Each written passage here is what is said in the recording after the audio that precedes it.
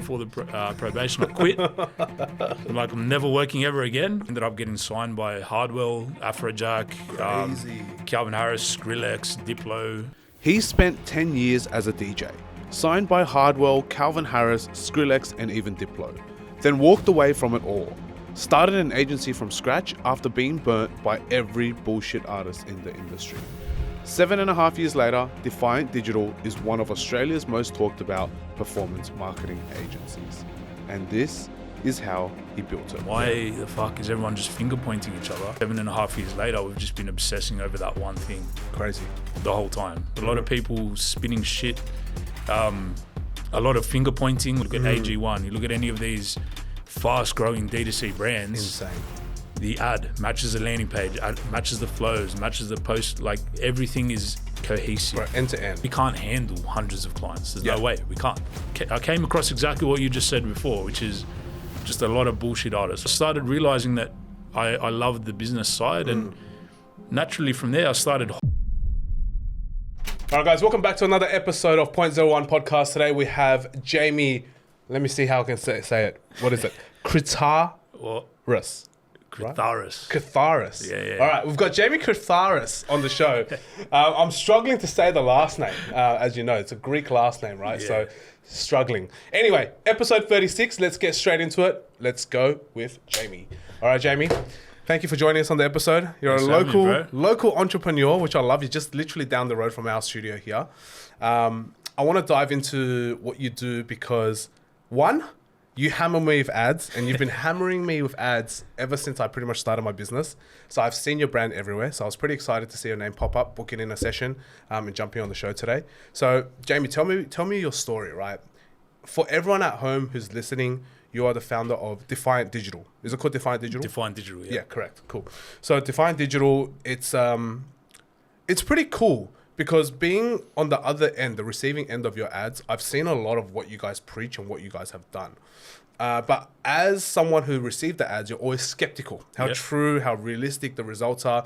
And we all know in this industry of agencies that a lot of agency owners kind of, how do you say, fluff the numbers or play around with things. Bullshit artists. Correct. So I want to get into the truth today.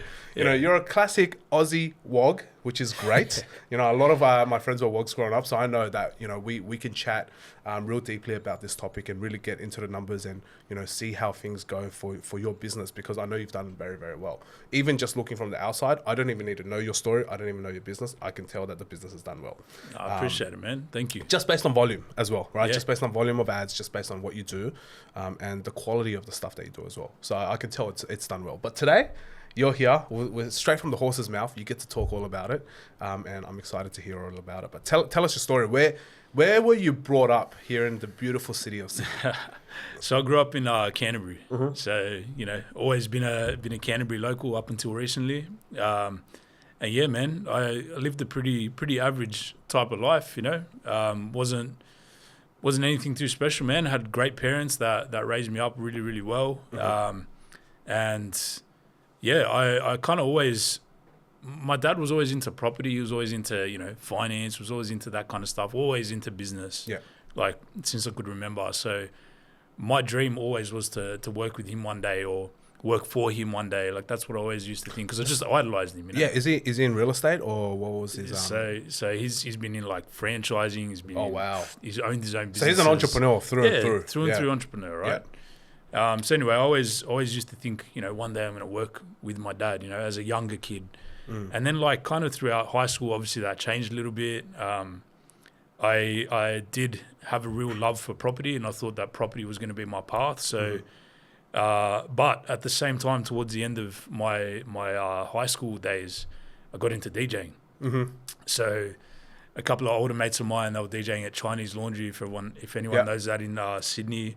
And, you know, they snuck me in at the age of like 16, almost 17 years old. So I was super young, getting into a club for the first time. And I'll never forget the feeling of like walking into that club and hearing the tracks and just seeing everyone going nuts. And I was just like, whoa, this is what I want to do, you know?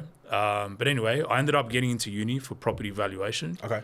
At the same time, I started my music career, and like sort of at the end of my uni career, my music career and uni was like finishing. Yeah.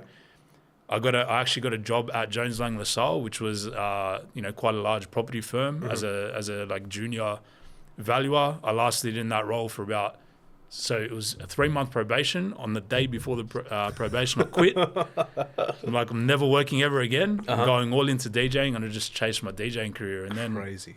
That was a 10-year stint, man. I went 10 years of DJing. 10 years of DJing since uni. Producing. Yeah. What was your DJ name? J-Trick. Oh wow, man, Yeah, that's a yeah, pretty cool name. It's pretty cool. Yeah, it's a cool name. But yeah, man. What sort of music? It was EDM. Okay, man. So, yeah, man, I went from like just being a DJ around locally in Sydney. No one was really giving me too much attention. I started producing my own records, and then I started going overseas first, funnily enough. And then, over the next couple of years, man, ended up getting signed by Hardwell, Afrojack, Calvin Harris, Skrillex, Diplo. Like, wow. A lot of my tracks actually did quite well. Yeah. Had a #1 ARIA record with an alias with Peking Duck. Wow. Yeah, man, it was a really good stint of my career. Like, really enjoyed it. Had so much fun. Yeah. A lot of memories, which I probably won't repeat on this podcast. But, it was a good life, man. Yeah. But towards the end of it, I started realizing that I loved the business side. And naturally from there, I started hiring agencies because, I started managing artists. So we needed marketing. Started hiring agencies here and there. And I came across exactly what you just said before, which is just a lot of bullshit artists, a lot of people spinning shit. A lot of finger pointing. Like, I'd go to one agency, they'd run the ads, but then they're like, oh no, the results suck. You got to go get creative. You got to go do email with, like, we don't do email. Sorry, go do it with someone else. They're just all pieces, bro. It's just like a all puzzle pieces, piece, man. And then as a business owner, you just have to figure out where the puzzle pieces fall. And then most of the time, the puzzle pieces don't even connect. That's right. So exactly. it's like you got an agency. Agency might do well, but then they're lacking creative. Then you need to find a creative agency to support that buying agency. And then now it's like, well, if they can't talk, and you don't want them to talk, and then you have to liaise on that, you just create another job for yourself, and it doesn't match up. Well, this is the thing. I was super naive, right? So I was a DJ hiring some of these agencies and just being like, why the fuck isn't anyone doing this all under the one roof? Like, it's all meant to be a system. Why the fuck is everyone just finger pointing each other? That's a problem. I'm going to fix that. I'm going to solve that, right? Sure enough, I know why now, because it's hard to get all those different departments working together, so right? hard. Yeah. But I mean, now we're 7.5 years later. We've just been obsessing over that one thing. Crazy. The whole time, and blending that, especially creative and performance marketing together. For 7.5 years, we've been doing that. For the last kind of like 4.5 years, we've been doing email. Yeah. And in more recent times, now we have a studio to really like close the loop on creative production as well. So yeah, man, I'm just obsessed with doing things the right way. Like, you look at IM8, you look at Groons, you look at AG1, you look at any of these fast-growing D2C brands. Insane. The ad matches the landing page, matches the flows, matches the post. Like, everything is cohesive. Bro, end to end. Like, that's honestly one of the hardest things. Being in e-commerce myself, right? Trying to coordinate all of that. If you're a small business, it's almost impossible unless you're working like 20 hours a day by yourself, trying to learn everything. It's so incredibly challenging to have ad creatives, 50 to 100 ad creatives. You have, then you have to buy the media, or you used to buy the media, but now Facebook's pretty automated. But, you go through all the platforms, marketing platforms, set up all the tracking, make sure the tracking is good. And then at the same time, every one of those ads have to point to the right landing page. The right landing pages also have to have the right creative copy, also has to have the right assets. Then you have to have the right follow-up sequence through emails, SMS, and all of that sort of stuff. And then your ads also have to retarget. Now it's like, bro, to do that, how much time does a human have in a day to do all of that? So, it's props to you to put that together. Yeah, man, 100%. And look, we've definitely taken the model of like, we can't handle hundreds of clients. There's no way we can't. So like, we've taken the approach of like smaller amount of clients, but going deeper with those clients, and almost like installing like an engine into their business. And I think that's been part of the success, man. And then of course you get the likes of DoorDash, SwiftX. Some of these big enterprise brands that come to us, they've got 5 other creative agencies. They've got an in-house creative agency, and they hire us as well, just to have. This is like a whole different world, which is the way these brands are thinking is, let's get different streams of creative flowing into the business. But obviously not every e-com brand can afford to do that, especially some of the smaller ones. Yeah, absolutely. Actually, it's just interesting how they think, some of these bigger guys. Yeah, I want to dive into that actually, because most agency owners that I know and we've run our own creative agency as well before, but focusing on social media organic. I want to kind of dive into your brain in terms of how enterprise clients think, because most agencies aren't pursuing enterprise clients. Actually, most agencies are pursuing your typical e-com, your $1 to $2 million a year type of e-com brands. They're like the ideal clientele. But in your case, you know, you've mentioned a couple of big brand names there, massive brands, enterprise level, $100 million plus brands. How do they think? Like you said, they have 5 creative agencies. They also have you guys as well. What do they want out of you? Like, what's their goal? They want diversity. They want creatives. They want creative agencies to be thinking differently to their in-house team. They've got a whole floor, like literally, quite literally, a whole floor of marketing department that are all so tunnel vision on the brand. They want different perspectives. Interesting. You know, so, and look, they have the money to afford to be able to do that. Correct. Like, I don't suggest that to a $50,000, $100,000 a month Can't revenue e-com brand. Don't do that, right? You're gonna have to be a little bit more crafty with how you do it and a bit more scrappy with how you handle creative. But for guys like that, it makes total sense. And then you create kind of like healthy competition. You know, a lot of these enterprise brands also, some of them don't have 5 different creative agencies. Some of them have their in-house team and us. And they actually sort of, I say competition, but it's a healthy dynamic because they're capturing stuff that we can't capture. They're there on the ground day to day with the founders, with the employees, in the warehouse making content, you know, calling customers and recording that on camera and turning that into ads. Like, they're doing the kind of stuff that we can't do day to day, but they work with us because we've got 30 to 40 like high spending brands that we're working on at any given time, and we can have that pattern recognition about what's working, which they don't have. They're tunnel vision on their one brand. So that's how some of those bigger brands are thinking. It's like, we'll do our own creative, but we'll also get a different perspective, a different stream of creative thinking in here, and then let's like bounce off each other and create like a healthy dynamic. That's cool. Yeah. I think that's really cool. So for these bigger brands, do you guys also run the ads for them, or are you mainly focused on just getting them creative diversity? A bit of both. A bit of both. But what we've been finding is like the much larger enterprise brands, they have, again, like teams. They have they already have media paid buyers, social team and a paid search team and a SEO team like in-house. And really their bottleneck is creative. Yeah, right. Creative is their bottleneck. Like, they have a team, like I said, almost every single enterprise brand that we work with has a brand team. You know, they're doing the brand assets. They're doing the stuff for the brand day to day. But a lot of the times, like, the brand teams don't really understand performance as much. Performance creative, I should say. They don't understand how to make an ugly ad. It feels weird to them. What? Yeah, because I'm it's going not to make polished. a post-it note like next to my like, they just can't fathom that because they're so like, everything has to be on brand. You know, so creative is mainly where we step in to really unblock that for them. Landing pages as well is very common, because again, you look at any of these big brands, the way that they are scaling is there is perfect congruence between what is being seen in the ad, what they're clicking on the landing page, what they're receiving in emails. The more you can align that funnel, the more that people actually feel like, okay, I've clicked on the right thing, I'm in the right place, this is for me. Yeah. You know, GLP-1s, for example, like, you know, are a huge thing at the moment. You know, there are so many supplement brands that we're working with where if we're talking about GLP-1 in the ad, the post-click experience is a listicle 5 reasons why GLP-1 users love our product. Interesting. And then we have flows specifically for that persona. Email flows, right? Email flows. Wow. Now, this product might also help with, you know, energy. It might help with other things. It does help with other things, but the more tailored to that person, the more it just feels like the product's for them. You know, so that's a big unlock. That's one of the things that I see the brands that are, you know, doing a few mil a year in revenue, even up to 10 mil in a year in revenue, to get to that sort of 100 mil plus. Like, that's the sort unlock. that's the unlock. Interesting. Yeah, that's crazy, bro. That's really good insight because you know, we're working on that with our brand at the moment, right? So Cheeky Glow is doing that. We're in the process, and it's a fucking hard slog, bro. It's hard. It's not easy trying to align different, separate, and like multiple versions of product funnels and pages, guiding ads to them, having individualized flows for that demographic that you're trying to hit.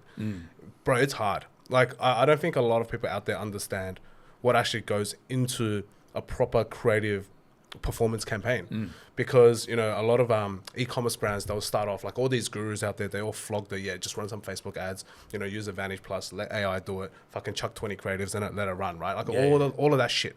No one actually talks about like the conversion aspect of it. It's like, hey, you can push as much traffic as you want to the website, but one, if the product doesn't fit that market, you're not going to make sales. Two, if the website doesn't psychologically manipulate the customer, and then three, if you don't follow up with the customer properly, you're not going to get the results that you want. You might only get 25%, 30% of what the optimal results will look like. Yeah, exactly, man. Yeah, it's good, man. Exactly. Like we've seen brands. I audited one actually this morning where, you know, they've got a product that is it's a beauty product for wrinkles, right?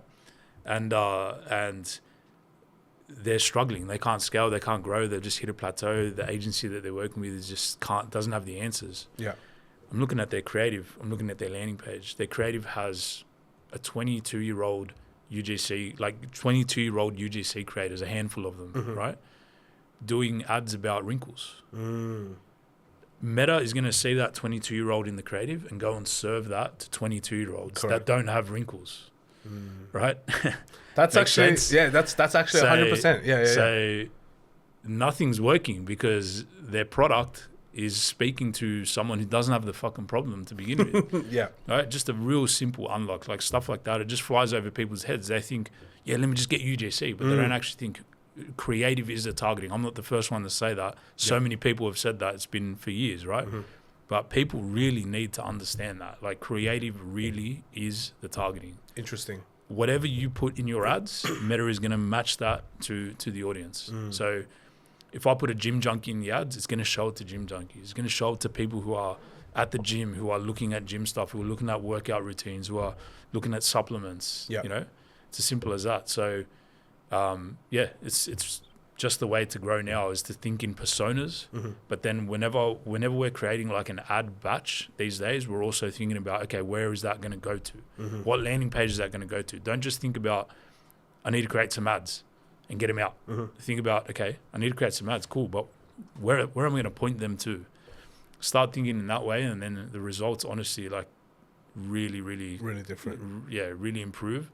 That's for brands of any size. Any brand should be thinking about that. And if you don't have the resources to pump out heaps of landing pages, just go deep on one persona, crack that, then move on. Yeah, don't try to be everything to everyone at the start. Interesting. That's actually very, very solid advice, bro. I like that. There's a lot of fluff online, and I think a lot of people realize this now. There's a lot of young gurus and marketing guys, and there's a lot of bullshit online, let's be honest, right? And you and me both know, being in the marketing space, marketers are the biggest liars, right, at the end of the day. But it's good to see that based on what you're saying even just now, like you can tell that you've truly studied and understood your industry and your niche over the last couple of years. You know, you can kind of tell in people's voice and, you know, even just the way they speak and, you know, embody that. You can hear it in your voice. Now, here's an interesting question for you. AI is like rapidly growing, right? Especially in this scene now. It's gotten to a point where these 16-year-olds are doing all the AI dropshipping ads and AI UGC ads. It's been interesting because 2 weeks ago, I think New York made it illegal to have AI UGC in advertising on Meta, or in general actually, because there's this whole AI persona issue over in the States. I don't know if you saw the one person $1 billion company thing, where they had all these like, you know, fake doctors and stuff doing GLP-1 and all of that. So it's crazy to think that that's possible, but also it's a bit fucked up. But you know, at the same time, it's very impressive. So what are your thoughts on AI creative?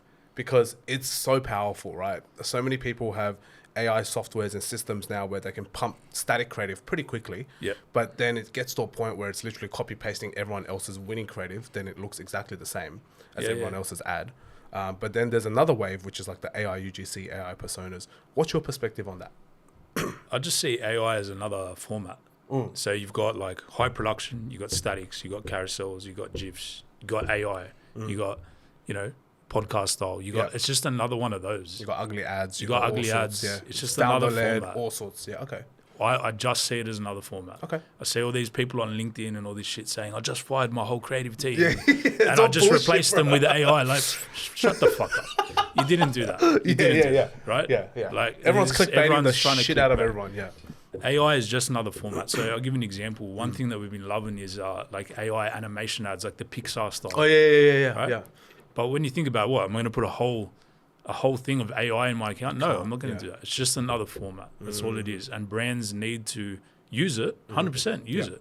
Go look at Gruten's, go look at iMate. They use it. Some of their top spending creatives are actually statics that are AI generated, use it. But also look at everything else that they're doing. They've got partnership ads, they've got creators, they've got David Beckham, they've got influencers, they've got... Bro, they're running like, how many ads are they running at the same time? Like 3,000 ads or something? 2 to 3,000 at any given time. It's crazy. Yeah. All right, based on your experience, here's a good one. I think people will be curious. If you're running 2,000 ads live at the same time, how much ad spend do you reckon they're cracking per day doing that? Man, they've got to be spending a few mil a month. Few mil a month? Yeah, Jesus. definitely. Easy. Wow. A few mil a month they'd be spending for sure. That's crazy. Yeah. Well, I mean, it makes sense because they went zero to like $500 million in the first year or some shit, which is like something ridiculous. crazy like that. I mean, Gruden's just sold for 1.2 billion. Yeah, 1.2, in, right? I think it was like 30 months of operation or something crazy like that. It's probably like one of the fastest billion-dollar e-commerce stories. Yeah. But I actually seriously encourage people to go and study their ad libraries. Like, there's you don't just sell for $1.2 billion or achieve a whatever it was $1 billion run rate in a year or so with that iMate did. That doesn't just happen out of luck. Now, iMate's an interesting example and very, very hard to replicate because who else is going to have David Beckham? So that one's a bit different. Yeah. Gruden's is one that should be studied deeply by a lot of people because that's something that even at a smaller scale, even brands doing 50, 100K a month in revenue can take learnings from that brand and how they operate. I tell my entire team to do this. I show clients this when we're speaking to them and trying to show them the vision of where we're trying to go. All you need to do is go to their ad library, click on the first 10 ads, and just see what your experience is. Just see how you go from ad to landing page, and the light bulb will go off in your mind in regards to what you have to do to scale your business, and and just creative diversity too. Go through the ad library and see everything looks different. It's not the same ad just in a different wrapper. Yeah, they've got some winning angles, but as soon as they find a winning angle, so like I could have a UGC creator talking about an angle. Okay, if that's a winner, I'm not taking that same video and putting a little different 3 seconds at the start and then running it again. Yeah. I'm taking that angle and giving it to 10 more creators. I'm taking that angle. It's the same angle, just different creators. Same angle. I'm taking that same angle, making a static out of it. I'm taking that same angle, making it a Pixar animation with AI. Like, that's the way to iterate now. Before it used to be like, okay, great, I found the winner. Now split test a few more headlines and see if I can get more incremental sort of gains out of a different headline. That's out the window. Yeah, so back in the day, it used to be like, oh yeah, you got a winning angle. Chop out the hook, put a new hook B, hook C, hook D. But now it's completely different. You find the winning angle and you actually have to swap out the character, the environment, the format. And then that's what people need to realize. Yeah. And I think that's very, very powerful. Yeah. In Australia, have you seen, based on your experience in Australia, any of the brands that you've worked with or any brands that you've actually heard of in industry? I personally don't think I have, that has done something similar to a Grunes or like a IMA or like a AG1. I don't think I've heard of anyone from my end. Have you heard of anyone? In Australia? Yeah, in Australia. Who's popped like a 0 to... Yeah. Have you heard of anyone that's popped like 0 to 50 mil in 1 year in Australia or 0 to 100 mil in 1 year? I mean, like obviously the eucalyptus story is probably the biggest recent one. Yeah. Not really in the like D2C e-com space, but I would say that's that's probably the biggest trophy Australia has recently that I can think of. And that's an amazing story, man. Like, it is. What those guys did is absolutely incredible. And you look at Juniper, you look at Pilot Health, they're doing all the right ingredients, man. Oh, bro, crazy. When I go through their funnels, I love seeing new brands pop up, or I love seeing successful brands pop up, and I chuck myself into their funnel. I buy their products, I go through it, and I'm like, fuck, it's crazy, bro. Like, that these guys, either they had money, they were backed, or either they just invested a shitload of money getting the right teams in place to build all of these things together. Everything is seamless. It's nice. The UX is good. The assets are fantastic. The follow-up is flawless. Like, it's unbelievable. Yeah. I can't think of any that have, like, just off the top of my head. I know there definitely is some, but like D2C kind of e-com, I can't think of any either. Like, not billion-dollar exits, no. Yeah, not recently anyway. I mean, like back in the day, you had Udi, right? Like with Davy's business. Yeah. You had Udi, But nowadays, like in the recent years, I haven't really seen any ecom brand that's gone like 0 to 50 mil like the first year. I just haven't heard of a scale like that recently. Not in Australia, yeah. Nothing that immediately comes to mind. But then, yeah, you look overseas and Bro, it's crazy. It's crushed. Every week you have some new brand pop up and you're like, I've never heard of this. How much are they doing? What? $1 million a month? How much are they doing? $2 million a month? Crazy. Yeah. You know. Another one that I've been keeping my eye on is Marsmen. I don't know. Okay. Yeah, I've seen Marsmen. Yeah. Super cool brand, man. They're doing some like really cool stuff. So, yeah, man, there's so many good examples out there. I think the one thing that we like to do at Defiant is we've got this thing called models of excellence. You know, so like basically whenever a brand comes on board, we kind of look in their space and we try and pinpoint these brands, right, that are doing things at an excellent level. And basically that then becomes like our benchmark. Okay, so like, because think about it, if you're in the testosterone space like Mars Men, you're up against them. Yeah. Your ads are up against them. They your are funnel's your up against competitor. them. Yeah. So like, if you aren't at least as good as them, and a customer's coming across, that you best believe that your ideal customer is also coming across Mars Men if you're in the testosterone space. 100%. Right? They'll probably target your guys, and you're trying to target their guys. Like, that's it. That's the pool you're playing in. That's right. So you at the very bare minimum have to have an offer. The offer at least is the most important thing to at least be. It's got to be better than theirs. Like when you think about especially it, because you don't have the brand funnels, their brand, everything is going to be better than yours. So yeah, that's just the simplest way to look at it is create some benchmarks for yourself and just constantly use that as a level of quality. Like when you got freelancers, when you got agencies, even your own internal team have to be striving to a level of quality in the offer, in the design, in the funnel, in the ads. Like everything has to rise to that because again, it's as simple as this. Meta is so smart at finding the right audience for your ads that if your ads and your creative and your message is clear, it's going to get in front of the right people. Those bigger brands have the resources to be in front of your right customers. Correct. So it's just as simple as and that. at larger volumes of those customers because they're spending significantly more than you as well. Yeah. So question off the back of that, right? Like, what would be, in your opinion, you've worked with a lot of e-com brands and you've worked with enterprise clients, what is a killer offer? Like if someone was selling maybe 2 or 3 SKUs on their business, still quite new, they haven't expanded out their range yet, there's still only 2 or 3 hero SKUs or main SKUs, what would be a killer offer? Would it be like a bundle? Would it be like a 2 for 1? 3 months up front? What's a killer offer?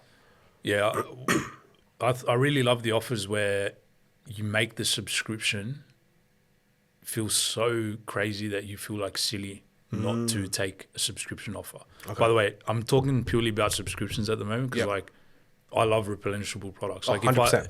if I was getting into e-com supplements, myself, skincare, replenished. It's got to be replenishable. Like from what I've seen after all out of all the businesses that I've worked with, those are the ones that have the most potential to scale because they have that repeat revenue, right? So the offers that I see working best are ones where you've got the one-time offer, but it's kind of like secondary.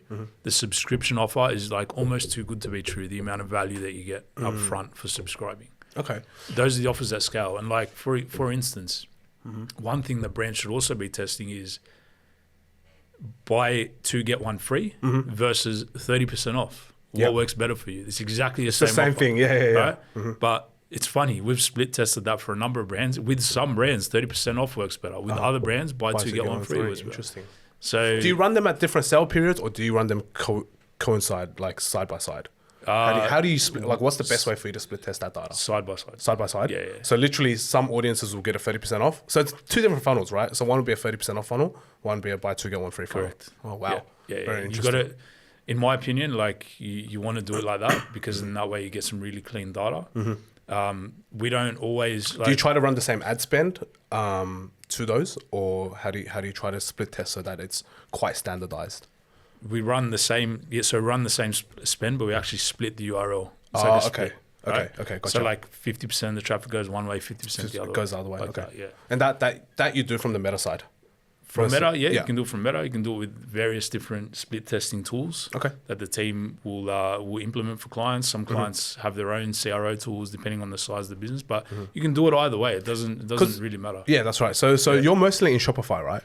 What or there could be other enterprise level, like, you know, clients that use different platforms, but let's just say on Shopify, because I think most owners will be in Shopify.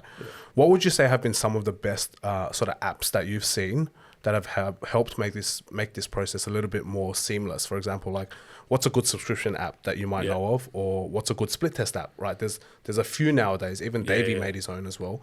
So there's like split testing ones. We have one too that we're using as well. So like, what's a good sub app, and what's a good split test app that you can think of, or you like? So Loop subscriptions is pretty good. Pretty good. Yeah. We've seen a couple of brands using those. Easy format, like easy UX. Yeah. Look, I'll be real with you. Like, we're not devs. One thing that we don't do is dev at Defiant.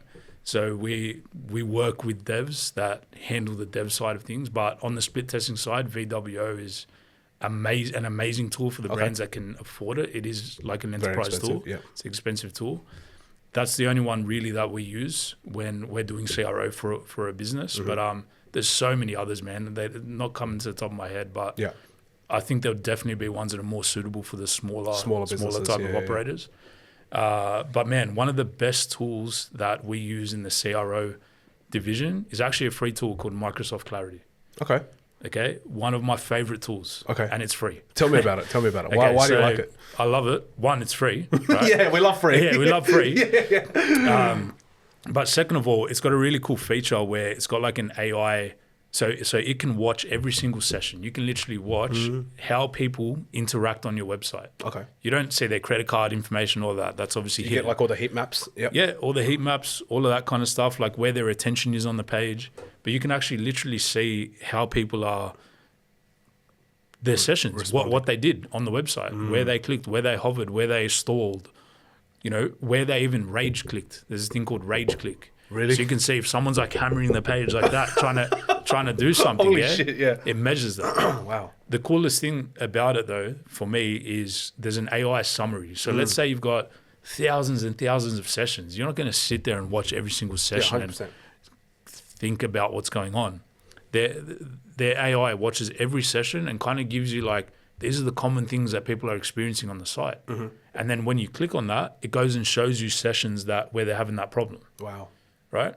So for example, like, I'll tell you some of the things that it's helped us do. It's helped us reduce rage clicks. That's one of the first one. Like, it's like, we see people, it's freezing, bro. Like, it's not clicking. Exactly. It's pissing people off and then they bounce. Yeah. But what we saw was that, oh, holy shit, that actually looks like a button.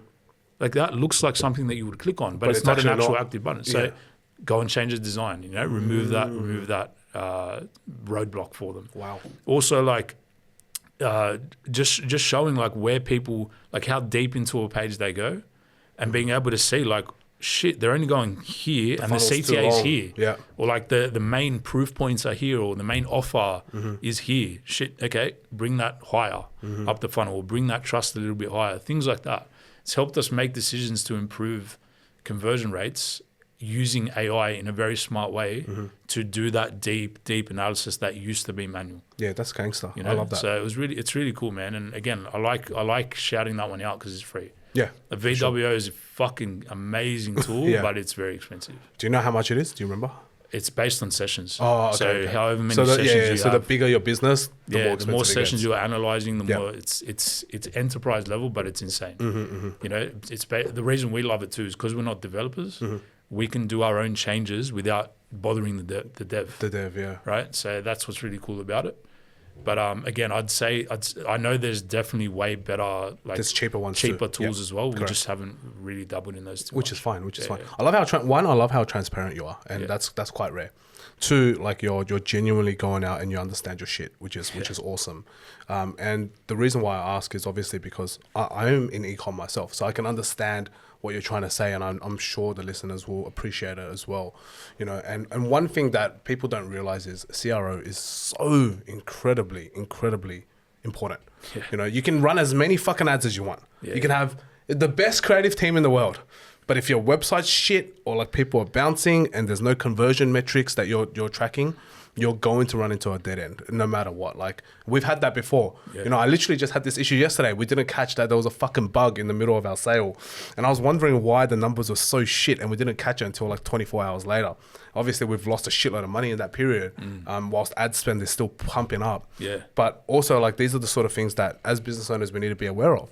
What was the issue? So we pushed a template live for one of the funnels, but it didn't switch over on the main page. So there was a lot of actual dead space in the actual funnel itself. Yeah. So when people land, you see it's like a constructing page, which is not the actual finished funnel. And it was as simple as the toggle for the funnel was wrong, like on the product theme page, and then so that fucked us, right? Man. But it's okay. Like we caught it now, so hopefully today's data is better. I'm still thinking about it because we're still running our sale at the moment, but it shit happens, and it's very, very important to check those things as well. One thing one of my agencies told me as well is like, okay, sometimes we can run the ads, and if it's not giving you the data that you want, then one thing that's very important to do is check the website, right? Because something could just be broken that you probably weren't aware of. Something's pointing to the wrong place. There's a dead URL somewhere, or there's like a fucked up template, which happens to the best of us as well. But it's good to see that when you guys think about how you're doing your performance advertising, it also makes sense that you're accounting for website side, which is quite rare. And I think a lot of agencies are trying to do that, but I don't think they realize how much work actually goes into helping a client really understand and putting their best foot forwards when it comes down to building a website and a funnel that actually leads to a significant increase in conversions. Man, otherwise you're just making, like, if you're just making and just focused on creative, like there's a lot of, people who are just hyper focused on creative. Even a lot of brands that come to us, they come to us and we're like, we need better ads. And we're like, okay, sure, that's cool. But let's go a little bit deeper here. And we realize, man, you don't even really have an offer. You're just driving people straight to your product page and here it is, full product. Like, there's no thought on the actual offer architecture. There's no like flows in the business. They creative is one of the things that a lot of people just default to as, I've got to fix this because it's the first kind of thing in the funnel. It's the first, which makes sense, yes, right? Yes. Without good creative, it doesn't matter how good the rest of it is. Because if you can't stop someone in the scroll, it doesn't matter. So I understand that thought process, but I think hopefully off the back of this conversation already, people can understand how much more there is to it and how important it is to even get the other things right. So I think it's a good approach to be thinking about the customer experience. One way I like to explain it too is like, look at Louis Vuitton, look at Gucci, look at any of these brands, right?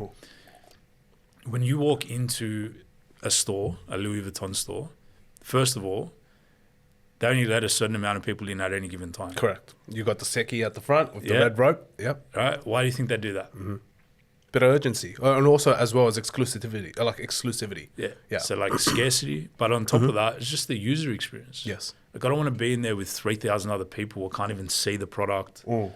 Second thing is all of the products. Look at all the negative space between the products. It's not like you go into a $2 shop, there's like 3,000 things and all fighting for your attention. Everything is spaced out beautifully. It smells amazing. There's nice music. The staff are dressed perfectly. They come up, they treat you like your royalty, no matter who you are. Like they give you the time and attention, and they scope you out a little bit, see if you're serious. They suss you out, they have a chat. But it starts off by giving you the right, level of attention. I think e-com brands can take a lot from that. I think e-com brands should really think about their store as, like, if you're a premium product, think about it in that way. Even if you're not a premium product, think about, am I sending my traffic to like a $2 shop that's chaotic and there's broken glass and there's hazards in the way of me in the checkout? Or am I making it really easy for someone to give me their money? Like, come and shop, come into the store, welcome, make it all nice and easy. Put the best-selling products in front of them. Your highest converting products should be the easiest to get to when someone lands on your site. Correct. Make it easy for people to give you money. Accept every type of payment option that you possibly can, right? You want to be that person that's coming across your ad and they're sitting on the couch. They don't have their wallet on them, for example. They don't have their credit card. They're sitting on the couch after work, thrashed, scrolling TikTok or whatever, scrolling Meta, and they see your ad and they go, it should be a little click. Apple Pay, Google Pay, straight up bang. Pay. Yeah. Not, shit, I don't have my credit card on me. These guys don't accept Apple Pay. All right, see you later. The amount of times that I've sat there wanting to buy something from somewhere and then I got to go, fuck, my card is downstairs, or like my card is across the room and I got to come and type it in, or it's not saved. Yeah. I can't be bothered. And then I forget. Exactly. And then it's gone. The sale's gone. You go straight back to scrolling, straight back to your leisure time, which is, you know, where most of the times we're targeting people in their leisure time, especially on Meta. It's not like people are going on to Meta to find the solution. Yeah, 100%. 100%. It's like, fuck, I need that ad. I need that ad. Yeah, exactly. But I've had those situations before where I've seen an ad and then I lost it. And then I want to go back and find the ad. I can't find it again. So it happens all the time. Actually, this is a good question based off the back of this. Now, do you think, based on your experience and what you've seen, a one product store versus like category store where they have multiple categories of products, what have you seen to either one, perform better, /2, scale better? Because I have some assumptions here and some experience, right, obviously, of our stores and our brands. But I want to see from your perspective, because you obviously handle a lot more, right? You handle a ton. Yeah. What have you seen to do well? Like, for example, like a 0 to 1 million stage, is it a one product store or a multiple category store? Versus like now you're trying to scale up to 10, 20 million. And you'll notice here that maybe the one product store might not have the legs to push up that high and you need multiple categories. What has it been in your experience in terms of what scales well and what grows fast? It's a boring answer, man, because the answer to your question is I've seen both work. Okay, interesting. Right? I've seen both work really well. Okay. I mean, hate to keep coming back to these two brands, but honestly, I've been studying them like no tomorrow. Like crazy. Grunes and IMA. Yeah. They're both one product. Yeah. And it's insane. And they're the two most successful D2C brands in recent times. But then again, you look at how many brands have so many different categories and they're crushing it as well. I don't think success is based on if you have one product or multiple. I truly believe it's on how you execute. One thing I will tell you though is the brands that we've worked on in our experience that have a lot of different products. One of the first things that we do when we come across a brand like that is figure out. Let's talk subscription brands now again. Let's get into that world for a second. A subscription brand that has multiple different products. We're not just coming into the business and saying, yeah, great, you got all these products. Let's advertise all of them. Let's create funnels for all of them. No. The first thing we do is we analyze what are the products that are the greatest at bringing in new customers. Because if I'm a subscription business, I need new customers. Yeah. I will let my product be the thing that brings people back, as well as emails. You know, like emails are crazy. Replenishment flows and things like that. And I will run some ads for retention, like a small amount, 10% of ads, just to remind my audience. I've seen so many gurus say, all of your ad spend should be just on acquisition, and that is it. You know, I don't agree with that. I don't think that's a real business mentality. I think a lot of, and people need to realize this. I am assuming that you are also not too happy with gurus, or you're too supportive of gurus out there. I'm assuming, right? And I could be wrong. But I think people need to realize that a lot of these gurus, they're just pushing fast money, fast results, fast whatever, because it makes them look good in their groups and communities and all that sort of shit. But try to find me some gurus who have students where their businesses last 3, 4, 5, 6 years and still do multiple millions per year, right? Very, very hard pressed to find those. Why? Because they're not thinking from a real business perspective. Whereas what you just said there nails that, right? Which is like, you're not thinking just about acquisition. Acquisition is very short term. It looks good on paper, hectic. Strategically, it's the right move to make, right? And definitely when we come across a brand like that, most of our spend is going on to new customer acquisition. Of course, agreed, But like, you still got to stay in front of your advocates. You still got to stay in front of your people. And in my view, like, one of the things that we love doing with that spend there to stay in front of the audience is just keep showing proof, keep showing people killing it on the thing, great results, you know, exciting new things about the brand, like just keep it exciting for those people to keep staying on it, you know. But yeah, back to my point, we really focus in and we hone in what are the products that are best. We call them fishing products. What are the products that are best at fishing and hooking in new customers? those are the ones we build full funnels for. Yeah. Okay.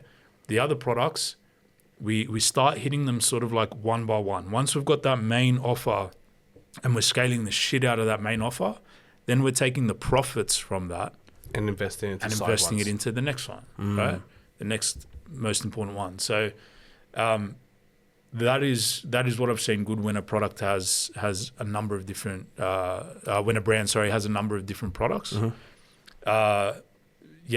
Non-subscription businesses, honestly, it's kind of the same thing. It's kind of the same thing. We've come across a lot of brands, like I would say in the like linen space, for example, or furniture or things like that aren't subscriptions. Same kind of deal though. Like there are best-selling products. There are products that are highest converting. Still the focus is on those first as a part of the strategy, and then a lot of catalog ads, a lot of stuff like that to get people's individual tastes in front of them at any given time. So yeah. Interesting. I don't know if that answers your question. No. That's good because I have a similar concept in our business as well. I call them hero SKUs, right? So we'll have our hero SKUs, and that's where we commit 80% of our ad spend onto, right? Yeah. We will always drive them for us in Cheeky Glow, our exfoliating glove, our glass foot file, blah, blah, blah, right? So now, and then we have, I'll put 20% of budget into what I call our experimental SKUs. Yeah. These are our new product launches, or these are like supplementary things that, can improve repeatability in the customer. These are things like our new PDRN face cream, or it would be things like our body oil, or like, this would be like our new foot care products, whatever it is. Things that supplement those main hero SKUs. We will then run experiments just to see which product gets new pickup. Because the way I kind of see it in e-com, and you probably know this as well, is for every hero SKU you get, generates an extra $1 to $2 million a year for the business in revenue. So the question is, for me, I always try to hunt down how can I continue maintaining the trajectory of my business and grow it, whilst also trying to introduce new products that can become the next hero SKU. And then now, instead of having 2 products that we're advertising predominantly, we now have 3, then 4, then 5, then 6, and now you have a $10 million business. So that's kind of like the idea for me as well, and it's good to hear from you as well that that's kind of exactly the strategy that you guys take with your clients too. With the brands, one brand that I love who does this really well that isn't a subscription business is Ridge Wallet. Oh, Ridge is crazy. They're like $100 million business too, I think. So they started off with the wallets. Now they're doing rings. They're doing all sorts of stuff like fashion accessories. They're doing like, and they got limited edition wallets and stuff like that they're pushing. Collabs, collabs constantly, like new colorways, constantly on that best selling SKU, and just keeping things interesting for the audience. Like maybe someone who bought a wallet 4 years ago sees a new colorway. They love that wallet, like the quality of that wallet, but they just want to try different color, something maybe fresh. Their taste has evolved a little bit. Stuff like that. I think they're a really good one to look at for anything that's like not a subscription. They do a really lifetime, amazing job. Not huge lifetime value, because it's a one-off. Yeah. That's really cool, man. And so when it comes to producing content, how do you guys structure it? Do you have like an in-house team that produces content for the clients, or how do you guys actually do it? Do you find UGC creators, or do you have a list, or what's your kind of strategy for mass creating content for your brands? Yeah, so we work in a pod system. So basically every client that works with us has a digital strategist, someone who's like running the paid performance side of things, running the ad accounts, like setting the strategy, and basically guiding our team and the client's team towards the goal that we've agreed on, right? Then we have a creative strategist who's doing creative. They're in the ad account, they're looking at the data, but they're not running the ad account. They're using the data to inform the next creative brief, okay? Then we have a UGC department, a UGC producer and a UGC coordinator who's like constantly outreaching to creators. Creators. A lot of the brands that we're working with these days, obviously they're a lot larger, so they actually have their own influencer teams in-house as well.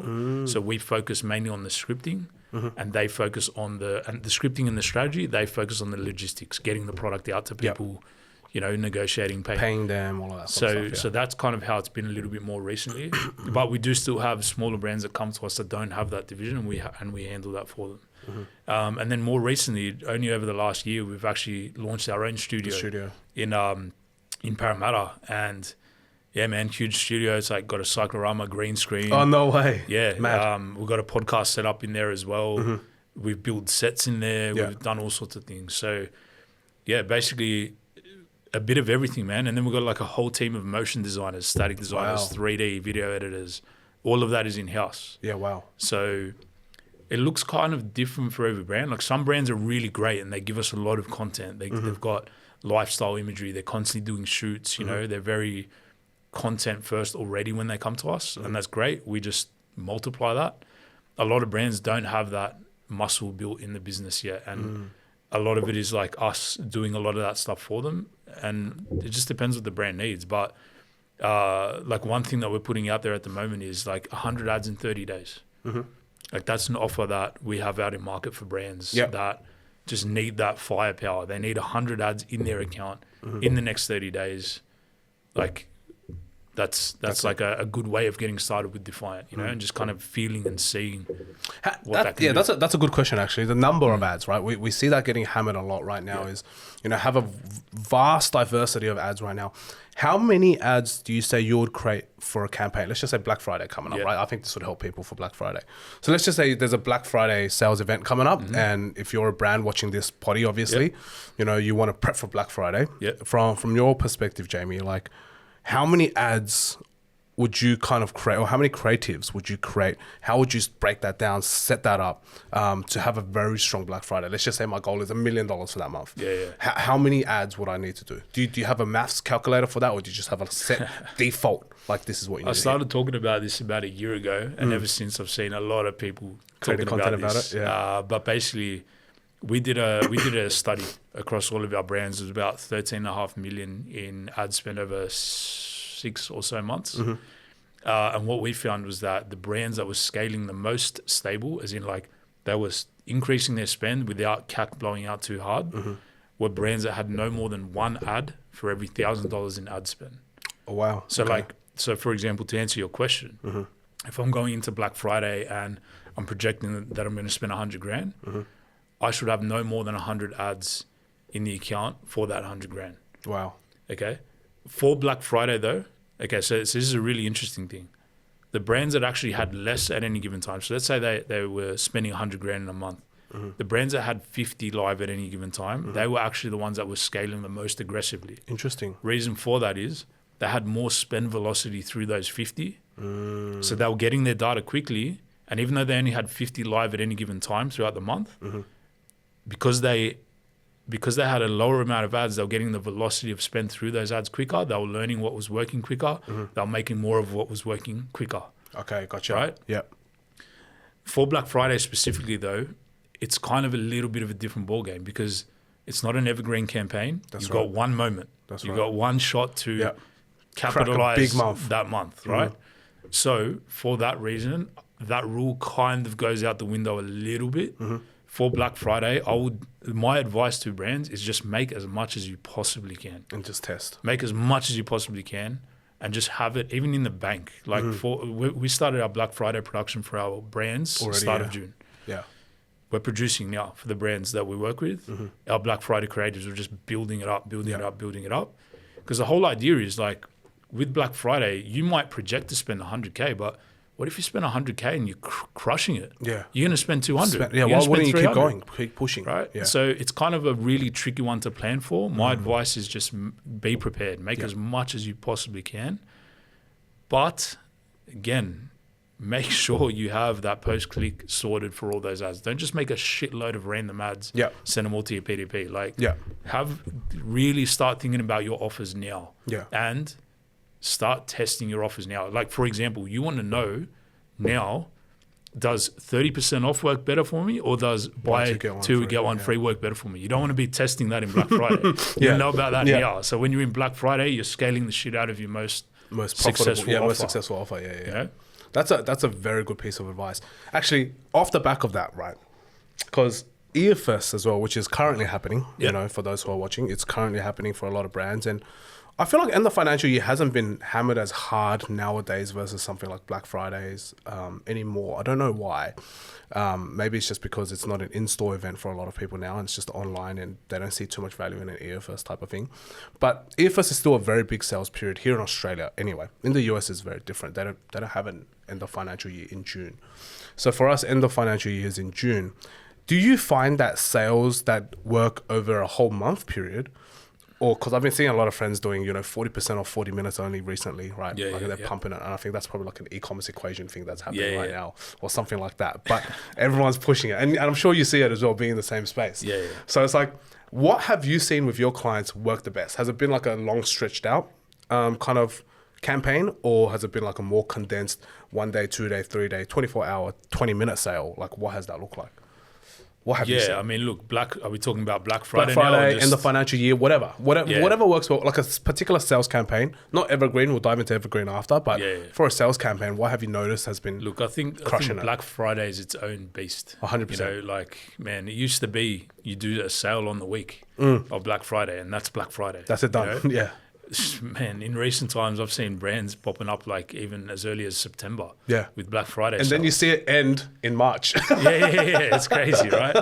So Black Friday is kind of like its own little beast. But look, I'm not a huge fan of like always going on sale and always just doing this site-wide type of thing. Like I'm really not a fan of that, because you train your customers and you draw in. Sometimes when you look at your cohorts, right, you draw in customers that are just looking for discounts. Yeah, yeah. Right? And you I've actually noticed train that, them to only purchase when there is a discount on. So one thing I encourage brands to do is go and look at your cohort analysis in Shopify. Like if you've done like even look at your Black Friday last year. Look at the people that came in November. How have they behaved since November? Have they been coming back and purchasing? What's the LTV on those customers versus like an evergreen period or maybe a shorter sale window? Because it's one thing getting revenue in, but it's another thing getting like sticky customers and high LTV, high value customers in, right? Look, again, man, everything can work. There's no one size fits all. I do like the shorter kind of sales windows just to train people like hard. We're on sale now, go now. It's not gonna be again, for a long time. I also really love we call them espresso shots in Klaviyo. Yeah. When like you're going throughout the month, like you're in a standard month and revenue's a little bit slow for whatever reason, right? We like to do an espresso shot, which is like in Klaviyo, a segment of people who have, for instance, it doesn't really matter the window, but one that we like to do is like people who have been on the site in the last 7 days, okay? They haven't purchased, but they've either been on the site, they've opened an email, they've taken some action on the site, but they haven't purchased, sending an offer just to them without going public with it with ads. And it just gives the campaign... It's like a special, here's an extra 10% off or like something like just that, right? for those people who are seeing engaged, and just gives that little espresso shot of revenue, Yeah, to it the might be an business. extra $2,000, an extra $1,000, whatever. Something Whatever better it than is, nothing. Yeah. something like that. And you're not going publicly to the masses saying, we're on sale, and screaming shout out, but you're giving those people who are just sitting on the fence like a little incentive to go. That stuff I've seen work really well as well. That's just cool. throughout the month, you can do those every now and then sparingly, and it doesn't really have much like brand reputation, like brand damage. to the reputation. No, that's very good, man. That's very good. How do you find the sort of hype campaigns, right? Because there's a lot of strategies out there. There's all sorts of strategies that you hear, and I'm sure you hear and try. Like a lot of founders in e-commerce businesses, digital businesses, they'll have like maybe a 2-week hype period run up, and then they'll do like a 2-day sale or a 1-day sale or something like that. Yeah. How do you find those campaigns? Because sometimes they're quite scary, right? You might hype up and you flop and then you get nothing. Have you ever had experiences like that before, like a negative or like has it all been relatively good for you? No, man, of course. There's definitely sales that you've projected this amount and it hasn't gone anywhere shits the bed, of course. I don't think anyone can say they've had 100% hit rate on every single offer that they've put out there. That'd be great. I mean, I wouldn't mind, but I wouldn't mind.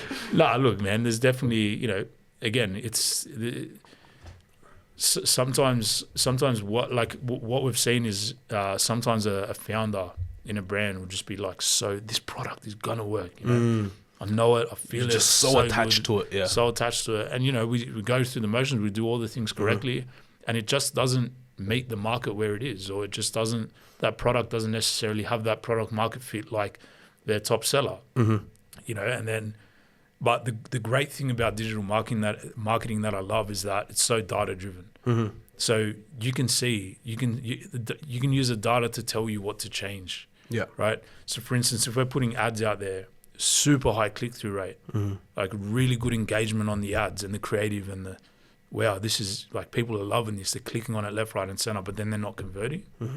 Okay, then we know where to look next. Could be a pricing issue, could be an offer, could be ads not matching the landing page, could be another competitor out there in the market selling it for fucking half the price.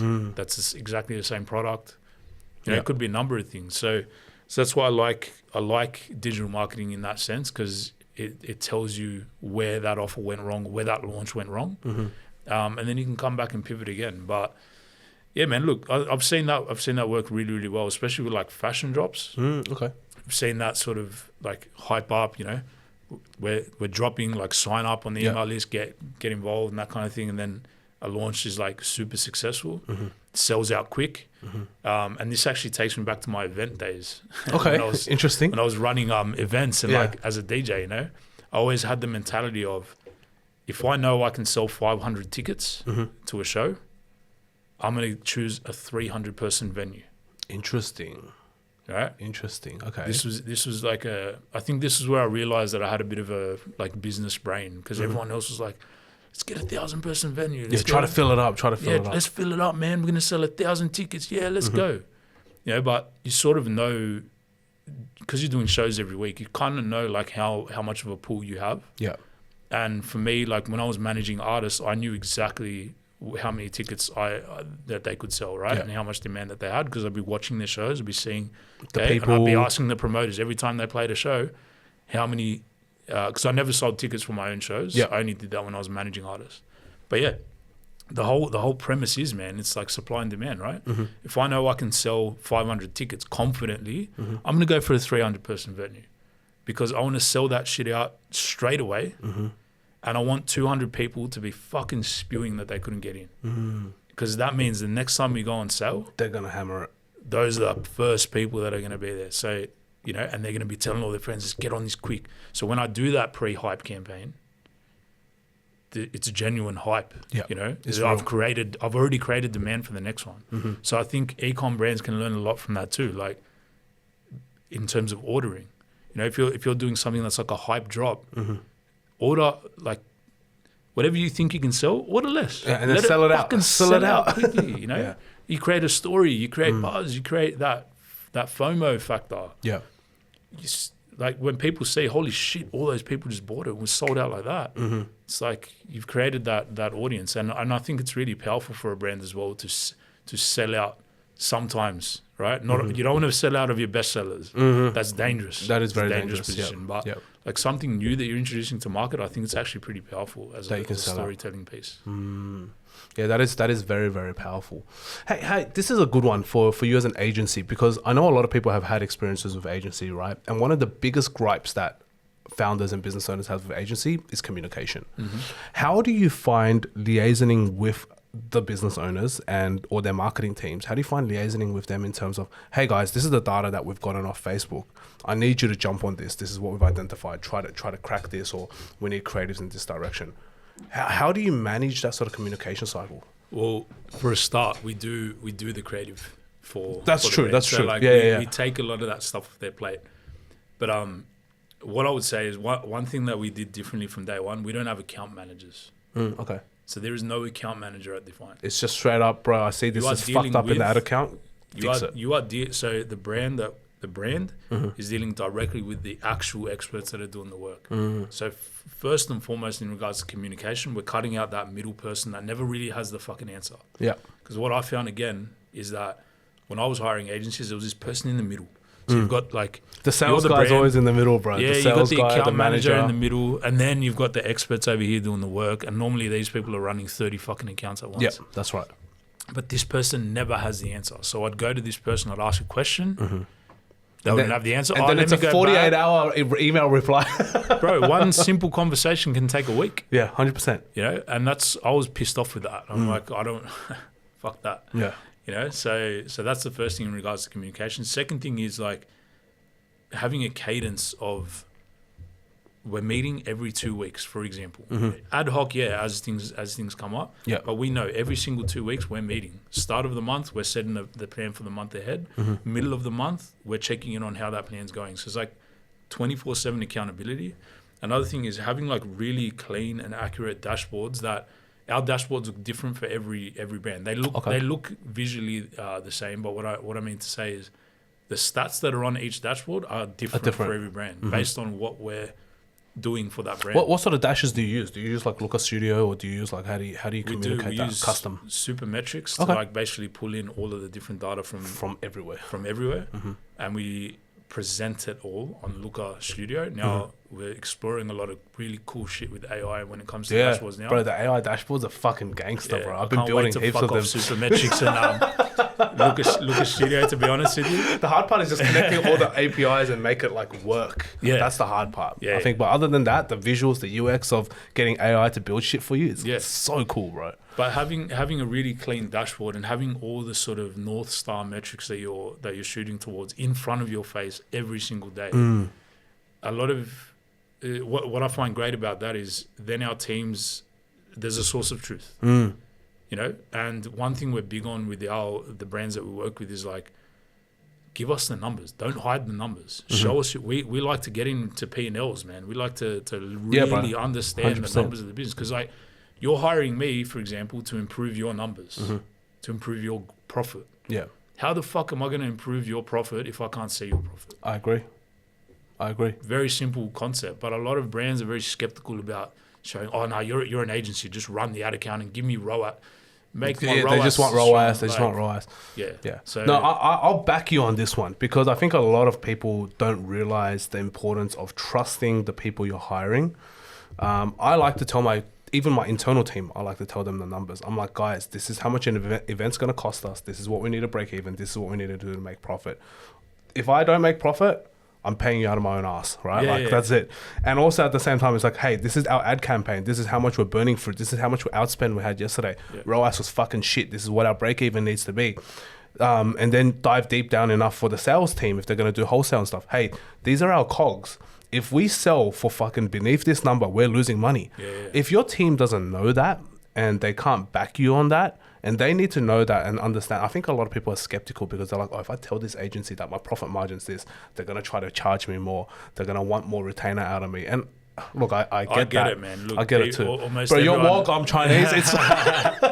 We get it. No, we get it. But no, honestly, almost every brand that I speak to has been burned by at least one agency, 100%. If not 5. 100. Right? Oh, yeah, 5 is my number. So I fully understand. I mean, me, myself as well, I've been burned by agencies before as well. And look, the bottom line is this, man. When you're working with someone, you need to give them the transparency. Like, if you're bringing them on board to improve your numbers, you have to give them that transparency. Because, like, if we know what your profit is and it's not strong at the moment, we're not going to come and recommend to you to scale the shit out of your ad. Because you'll probably make no money. You'll fucking get crushed. Yeah, exactly. We're gonna do things to get more efficiency out of the accounts. Like, maybe keep spend where it is, but focus on some of that CRO decrease stuff, the MER, right? Bring the MER down, and then that way you have more money to R&D new products, which we can maybe test or whatever it is, right? Whatever it is. But, you know, what I find very interesting as well is a lot of brand owners don't know their own numbers. Bro, 100%. 100%. Like, I'll ask a brand owner, one of the first questions I ask is like, what's it cost you to acquire a new customer at the moment? And sometimes they can give me that answer because they're pretty focused in on it. But then I ask them, okay, what's an average customer worth to you over 90 days? I think it's about the gut feeling, gut checks. You know, how much profit is that customer bringing into you over 90 days, 6 months, 12 months? Just they don't know. You know? That's right. So you have to know those numbers yourself. Otherwise, you will get finessed by agencies. Oh, 100%. You will hire, forget agencies for a second. You'll hire internal team members. And they'll fuck you. And not necessarily fuck you, but like, you'll hire internal team members and it won't work out. You'll be giving them the wrong direction. Things will be messy. You know? So yeah, I think it's really important as a starting point to know that, and then be very transparent about it. And bring people around you to help you improve those numbers. When you, even internal teams, forget agencies for a second, showing your numbers to that team, what I find is they become way more accountable. A good team will want to help you solve that, will want to help you grow and get out of that situation. So get all of your energy together rowing in the same direction. You as a founder every day, you're looking at those numbers. You know your bank account. You know like some numbers in your business, whether you know them yourself, your accountant's telling you, whatever it is, unless you're just a fuckwit, like, you don't know, you're just reckless with your business. There's a lot of people like that. There's a lot of people like that, bro. There is, yes. Yeah, I probably offended a few people there. But you should know your numbers. You should at least know, what your margins kind of look like. You should at least know what your revenue is, how much your fixed costs are, how much are you paying your staff, Yeah. It catches a lot of people, bro. I have a lot of friends, like, we're not going to name, what race they are, but, like, they do a lot of things in cash. They don't have any bookkeeping, they don't pay their GSTs. Like, it stings you in the ass. It's funny, man. Like, there's actually this huge brand. I won't name their name, but, they actually worked with us, a massive, like D2C brand, and their founder is off going on this rampage about every single agency that we've worked with has fucked us. Yeah. Fuck agencies. Join my community now. I'm going to help you scale your business, blah, blah, blah. And she just kind of like jumped from agency to agency to agency. Yeah. And like the funniest thing is our experience with her, we asked her, what are your numbers? No idea. No. She gave us numbers. Yeah. So she gave us like a scaling target. As long as we're at this MER, we can scale as much, like go unlimited. Spend as much as you possibly can, as long as we're above this MER. Yeah. So we did exactly that. Yeah. Right. And about a month or two later, at least maybe like 6 months into the relationship, about a month or two after she gave us that direction, I'm getting calls. She's in tears. My business is going to the ground because of you, like blah, blah, blah, blah, blah, blah, blah. I'm like, hang the fuck on. Like, this is the meeting that we had. These are the data. This is the numbers that you gave me on your business. We're doing exactly what we agreed upon in terms of scaling the shit out of his business as long as we're above this. This was a couple of years back now. But that really taught me that don't just take that shit on face value. Like, now we do the due diligence ourselves. Like, if a founder gives us data, like, we're talking to the CFO, we are validating the shit out of that. We're asking the question 3 different ways to make sure it's the actual those number. Are your actual numbers. Yeah. Before we were like, tell us your numbers. Yeah, cool. All right, great. We're scaling the shit out of your account. Yeah. But that really taught me something. Like, even now to this day, like, that person's still out there spruiking this fucking thing about agencies are fucked, blah, blah, blah. And there are fucked agencies, 100%. 100%. I'm not going to deny that for a second, but I think if you're getting fucked by every agency you work with, there's a problem. Just take a pause for a second and maybe just look at what you're doing as well. Like, don't just think that everyone else is out there to fuck you. Yeah. Stop and think for a second. Are you giving these people the right information? Are you just hoping and praying that someone's going to have a magic bullet and solve all your problems overnight? Or do you know your numbers? Do you know what you're doing? Are you giving people clear directions? Are you holding people accountable in the right ways? A lot of the times, people like to, what I've found when it comes to agencies, people like to have someone to blame. Yeah. Yeah, I agree. Because fuck that agency. Like, it's a. Yeah, they didn't do this, they didn't do that, but it's never like, oh, I actually didn't give them the resources. Or when they told me the strategy, I went, nah, I want to do it my way. Like, how many times did that happen? When you're working with someone that's flat out letting you down, they're not delivering on time, the work's shit. Okay, that's a different story. Fair enough. That's 100% fair enough that they're fucking not doing their job. Yeah, exactly. Yeah. But I think there is a little level of accountability there, and especially the trend that I see is the people that have been burnt by every single agency that they've ever worked with.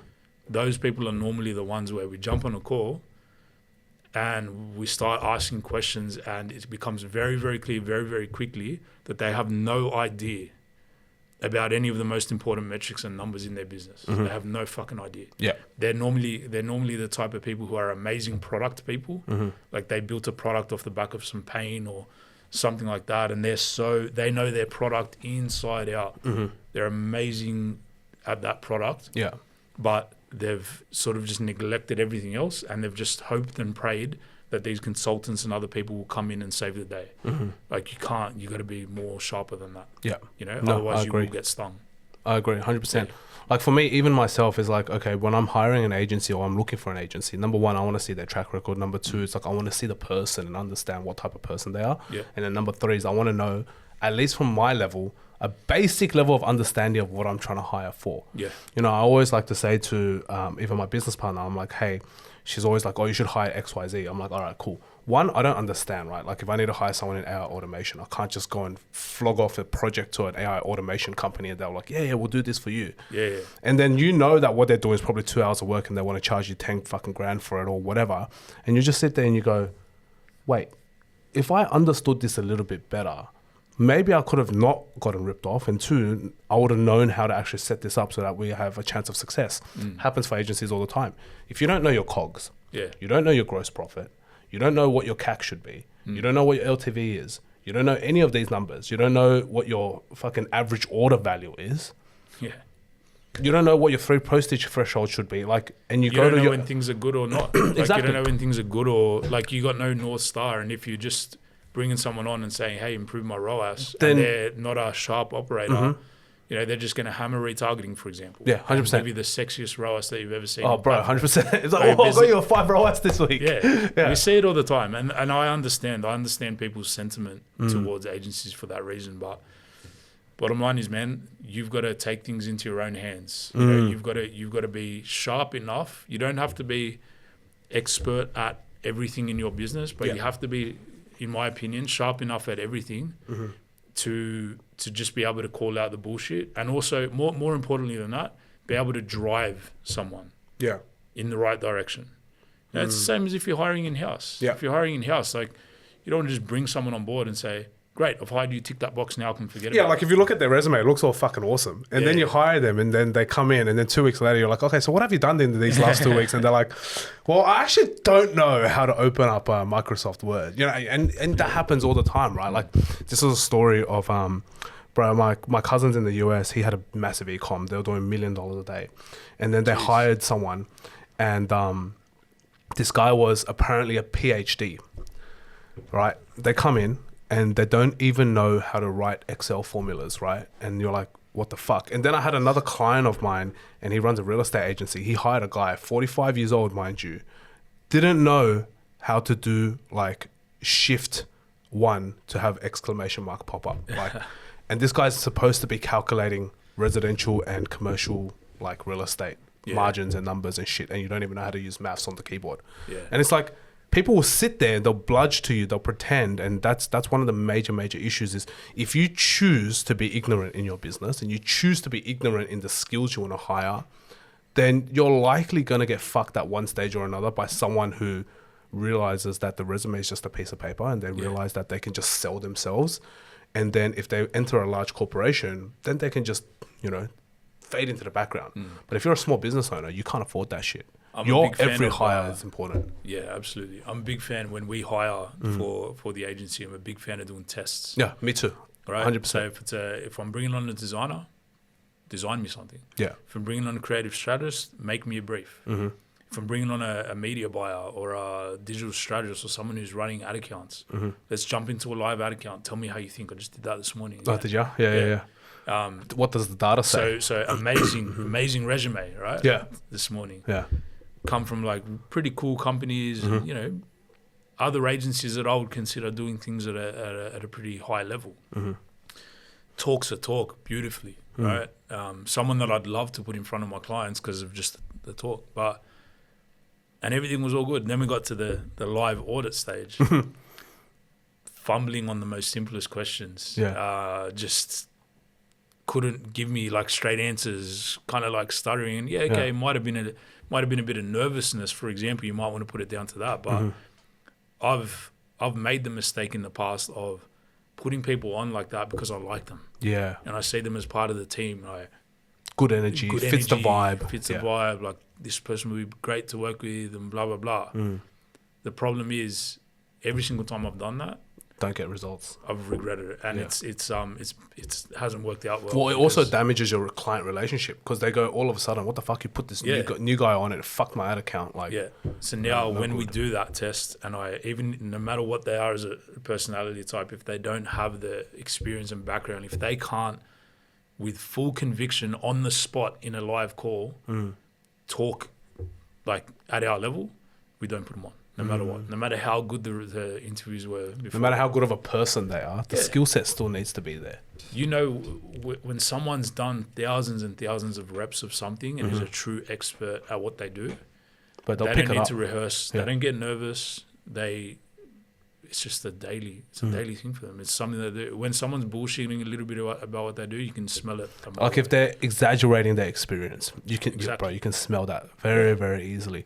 And that's what we do as well. Like part of our sales process, when we've got a new brand on board, we do a live audit. We don't just let brands sign up with us. You can't do we don't accept that. Yeah. Like there's a first call, qualify you, make sure we're a good fit for you, you're a good fit for us. If we think that you're a good fit, the second call is an audit, and it's a live audit. None of this, give us access, we'll go away, and we'll, for the bigger, massive brands that have like millions in ad spend, we have to. Yeah. For some of the smaller brands, just open it up. It's on the spot. Open it up. Let's talk about it right now. Let's talk as if we were business partners. How are we going to grow this business together?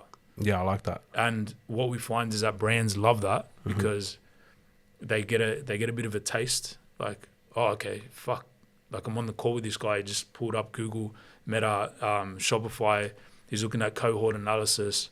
He's breaking down the top performing creatives, telling us why they you show the expertise in real time, and that's the way to like gain that trust. And you want the same thing when you're hiring staff. You want them to be able to do that same thing with you as well through tests. No, I agree, bro. If you can't do it live and confidently do it live, then you haven't had enough hours yet. That's the way I like to say it. Like people always ask me, they're like, "Oh, how do you get up on stage and talk about social media? Or how do you get up on stage and talk about this?"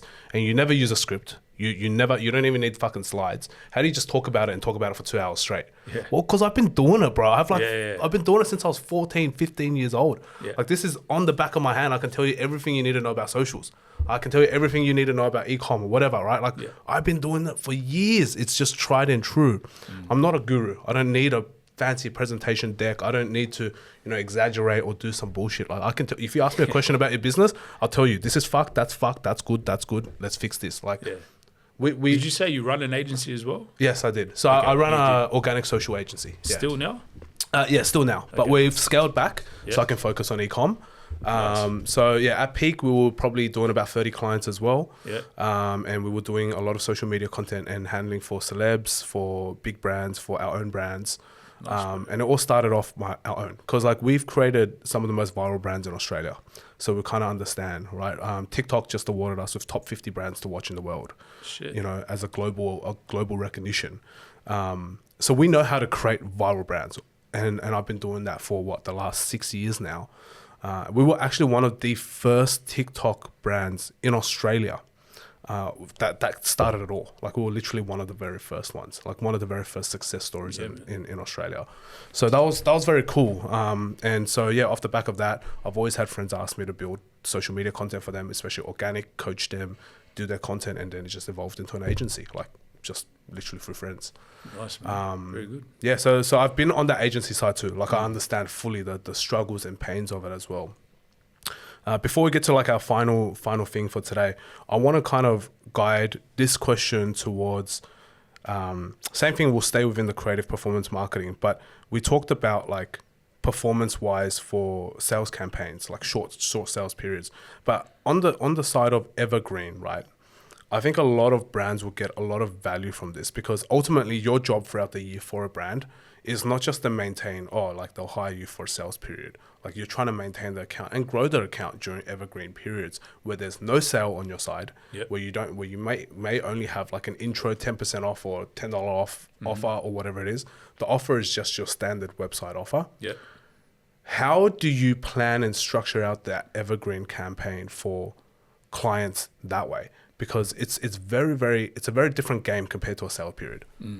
So you still need to have an offer, an evergreen offer. Yeah. Right. So for example, you can have, like, again, going back to the subscription side, if you're selling a subscription product, your offer stack could be like one time, 30-day subscription, 90-day.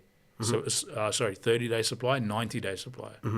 Right. And obviously your offer mechanics, like the 90-day supply is like unbelievable value. Yeah, discounts And- crazy, free stuff, whatever. Yeah, and that's okay to have evergreen. That's not like we're going on sale Yeah. always. That's just like you give us some more, we give you some more. Correct. Right? Correct. It's an offer. Yeah.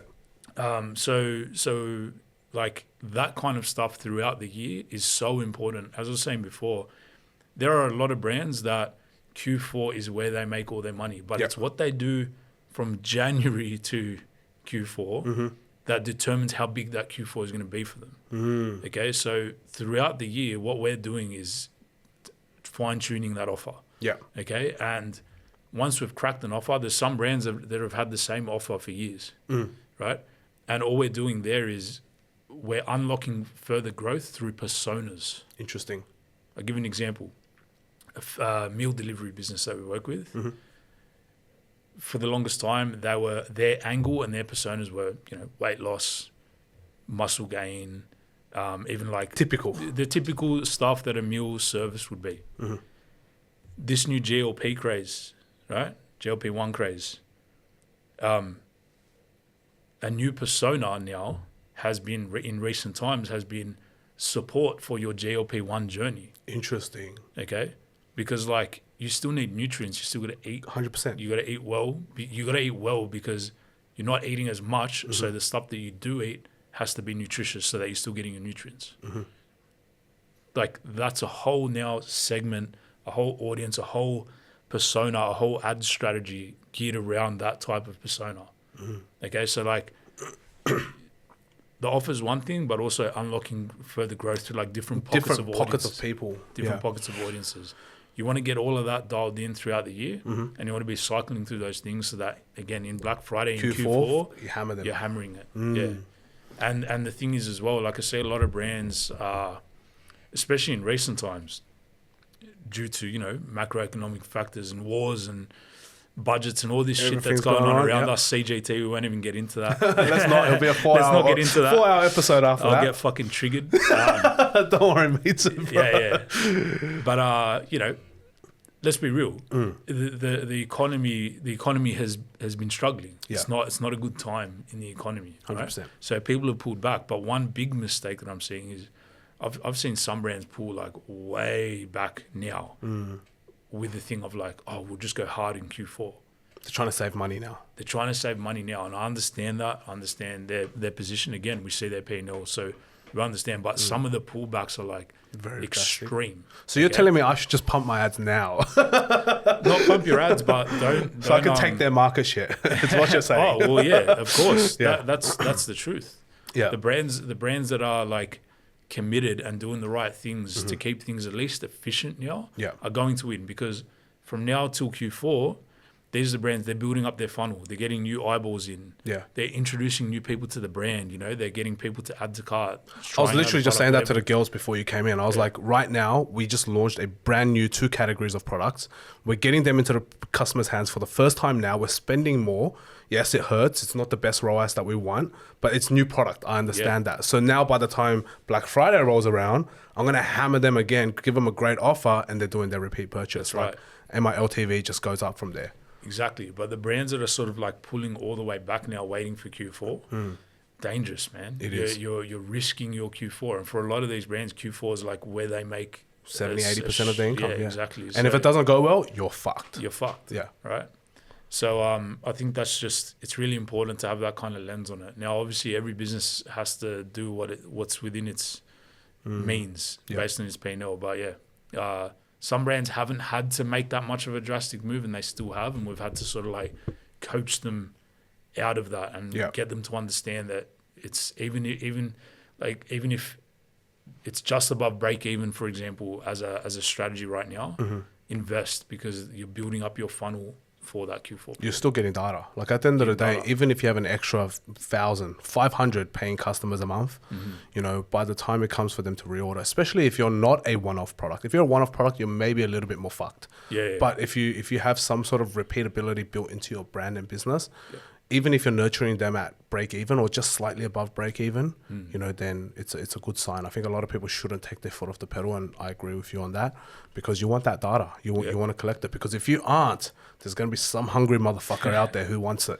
You know, Oh man, all these big brands, you know, they're accepting like losses on yeah, the I first think order. I was reading. I think Groons was losing like $60 or $70 per customer for their first 2 or 3 orders, and they only made profit on that 4th order. But look at them now, 1.2 billion with what, $500 million run rate. Like, it's insane. We've got a brand that just got like a serious amount of funding come through, and their directive to us from their CFO, and this is one of the only CFOs that I've ever worked with that really understands marketing and performance and growth, which is amazing. It's very refreshing. Because that's very hard. Very hard to find. Yeah. But it's just, I love working with this guy because he knows the numbers, but he also understands the process. process. And basically, man, like they're happy to accept like a 0.5 ROAS Wow. on their first purchase, knowing that like as long as they get paid back within 7 or 8 months, can't remember exactly what it was, They'll be but profitable. we've done the projections like on their payback windows over 12 months. Yeah. On that 0.5 ROAS, it's at the 7-month mark where they will start getting their payback on that customer. And this is a subscription product, Subscription right? model. But they've been running for a couple of years. They've got data. They've just got a massive amount of funding and they're ready to scale the shit out of the business. Right now, his objective to us is spend as much as you humanly can. Yeah. Because again, exactly what you just said, they're seeing competitors sort of like drop out, dip out of the market a little bit now. Now it's like capture that audience as much as possible, capture that opportunity. But especially for something like supplements, because if you can hook a lifetime customer on supplements, bro, what's the LTV on that? $3, $4, $5, $10,000 per customer? You got to be confident insane. as well. Like you have to have some data on your LTV. You can't just be a new brand starting a couple of months ago and being like, I'm happy to 0.5 ROAS, bro. Then you're fucked. Yeah, then you're fucked. So like take that advice with a grain of salt. You know, it's not for everyone. It isn't. I agree. But for the brands that are a bit more established that have a bit of data. Look at your cohort analysis. Study the shit out of your cohort analysis in Shopify. Understand how the customers that you acquired in January last year, you know, what were they worth to you by December last year? What are they worth to you now? Like, it's such an important piece in the decision-making process as a D2C brand. I agree. Okay, here's a good one. Just before we finish off, I have one main question after this one, right, for you. But you mentioned cohort analysis a lot. And I think a lot of people, when they open their Shopify and they look at the analytics, they don't know what the fuck that cohort analysis is, because it's like a grids and it's got blue squares in it, right? I think it's still blue squares. Yeah. How does one understand what that really means? Because when the cohort analysis first came out in the Shopify analytics, I'm fully certain that 99% of Shopify brand owners have no clue what the fuck that means. So how would you read that, and what does that mean to a brand owner? Yeah, so first things first, like don't look at that little snapshot that's just on the analytics board. Actually go into your reports, go into your cohort analysis and look at the big picture, right? Basically, let me try to explain this in the simplest way. What it shows you is that the customers that you acquired in any given month, okay, it shows how much they've spent with you, for example. You can break it down in a number of different ways. But for example, customers that we acquired in November last year, Black Friday. How many returned? How much did they spend? Yeah, exactly. How much have they spent over the course of, X amount of months? So what that allows you to understand is, okay, great. A customer on average, because it also gives you an average across all of your cohorts, all of the different months.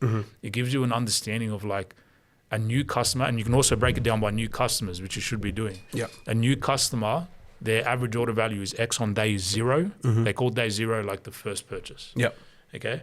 But by 12 months, they're worth to me X. By 6 months, X. By 3 months, X. Right? So then what that allows you to do, it allows you to start saying, okay, well, if a customer's worth $1,000 to me over 12 months, okay, I'm happy.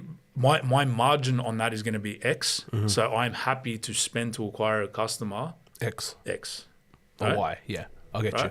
You get what I'm trying to say? Yep. So like, it allows you to play the game the way it's meant to be played, and not just be so hyper focused on making profit on the first sale. Yeah. A lot of brands, where they're going wrong is they think that they need to make money on the first sale, otherwise it's over, right? And look, again, whenever I say something like this, I always want people to take it with a grain of salt, because this advice, it's so dependent on where your business is at and your cash flow. And what type of business as well. Yeah. Your cash flow position, right? So I want people to like go and have this chat with your CFO, go and have this chat with your accountant and figure out what's right for you. But where I see a lot of brands going wrong is they actually have super sticky customers. You know, like these customers, they bring a new customer on, they come back time and time again throughout the year. And they're scared of spending because that first purchase doesn't show a big ROAS, that's why. Yeah, and they're stuck. They're stuck because they're going for profit on the first sale. Yeah. Okay. So like, and one of the biggest unlocks a lot of the time is just literally doing the maths with them and saying, hey man, you can double your spend confidently here and still make money, but you're not going to make money on month one. You're going to make money on month 3. But by doubling your spend, you're going to acquire thousands of more customers. Yeah, you'll double your customer base. And it's going to compound. Yeah.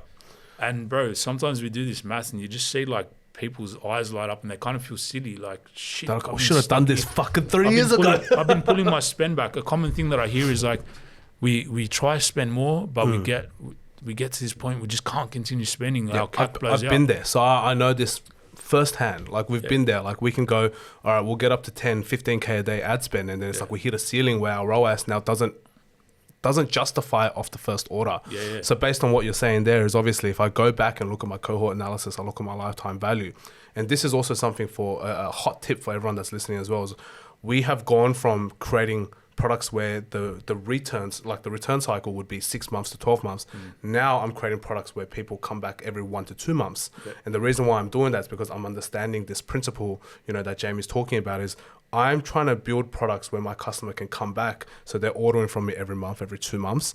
And then that will allow me to have a stronger and longer lifetime value on a customer, which allows me, even though if I'm at 5, 10, 15K a day ad spend and my ROAS is not giving me the 3 or 4 or 5 that I want, but it's giving me a 1.5 or a 2, it is still worth it for me to still continue running ads at that scale, because whilst I'm acquiring those customers, I make my money in month 2, month 4, month 6, versus just making it off. And here's the real thing for like, if you want to take this another further step, you should be trying to figure out in your business, how do I accept the lowest ROAS that I possibly can?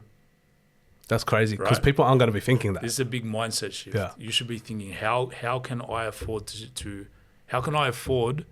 to operate my business at a 0.5 or a 0.8 That's fucking ROAS, insane. Yeah. and still be very happy with that. And still be profitable. The only way that you can do that is to really focus on a great customer and product experience that brings people back time and time again. And as a founder of a business, like when you crack the right team, whether that's agency, whether that's in-house, whatever, you have to be obsessed over that. Like you said, you're starting to crack the code in regards to having products that people come back for time and time again. What's the unboxing experience like? What's the follow-up like? Another really cool thing as well is doing things like the 90-day supply and making that really juicy for people. What you're doing is you're compressing your payback window. So you're getting 90 days of value upfront. Yes, there's a discount and whatever, but it's you're getting way more upfront than just a one-time purchase. Yeah, correct. Okay. So like you can, if that offer starts to work for you and you crack the code on that sort of offer market fit there, you can be even way more aggressive because you're getting 90 days upfront of value upfront. So again, you can go even harder on the front end if that ends up becoming your hero offer. Yeah, and I've seen people do the whole year up front as well. You can do a whole year up front. You can do 6 months up front, 30 days, 90 days, whatever. SaaS companies do bro, SaaS companies love that shit. Monthly or yearly. Yeah, that's all they do. Yeah. Monthly or yearly. And yearly is minus 20%. Monthly is like, whatever, normal. They do crush that. All right, well, thank you for all the advice and hot tips today. I think anyone who genuinely listens to the potty and gets to go through it and genuinely listens to it and absorbs it, they're going to get a lot of value from today's episode, 100%. Last question for you. I always ask this one. It's one of my favorite ones to ask. I actually wanted to talk more about your upbringing, but we don't have the time for that now. We got straight into tactics today. But if you were to go back, like let's just say go back to you, young Jamie, you're seeing your dad building businesses, you're hustling, you've got kids yourself now. Yeah. based on the success you have today, right? You know, life is a massive game that we're still exploring. We only get to play once, but you know, we explore life, and along the way we learn some cheat codes, or along the way we find some things. Today's all about those 0.01% efforts that we can do that allows us to get ahead. So what is the one thing that you think you'll probably teach your kids to allow them to get to where you are today, but probably at half the age? Oh, man. Yeah. Wow, that's a big one.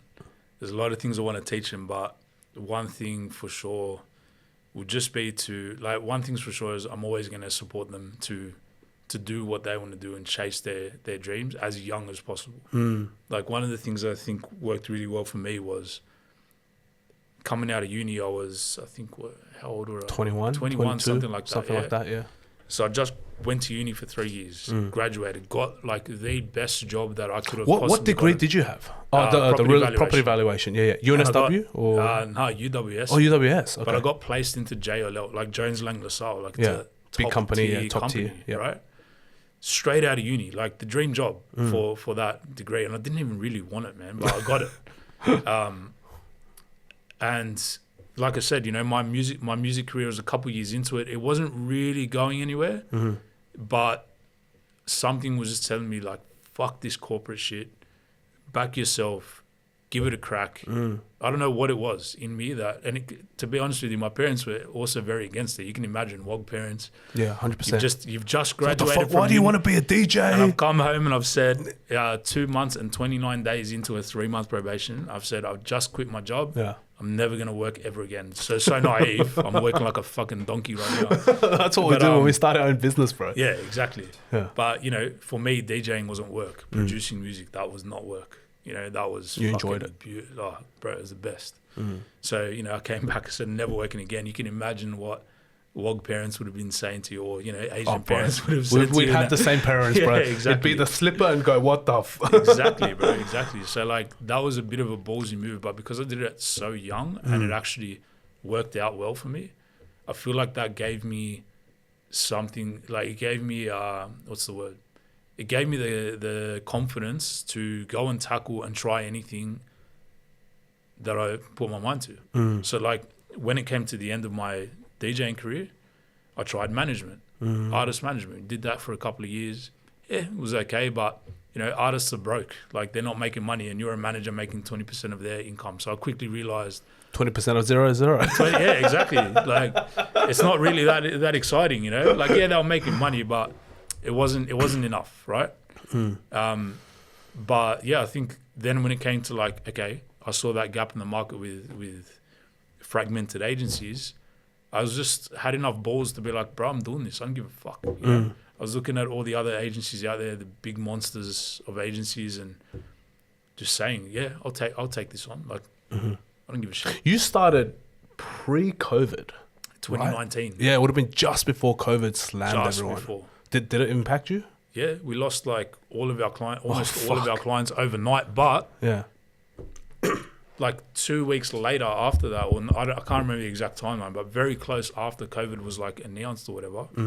Then it was like the biggest boom in e-commerce. Oh, bro, it was we started during that time. Yeah, we did 1 million in 9 months. Like, exactly. It's just boom, went off.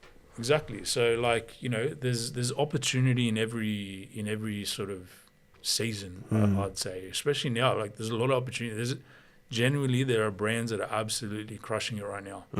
Like 50% year on year on, you know. Oh yeah, I see revenues. them too. Like crazy shit happening right now for the brands that are blocking out the noise and just having a great product. People aren't stopping buying things that they need or that are staples in their life, in their everyday life. People aren't, like, certain things they're fucking buying. That doesn't matter. But this activewear market is just fucking nuts. I don't know if you've had activewear clients, and some of the girls that you see, like, you know, insane. It's crazy, bro.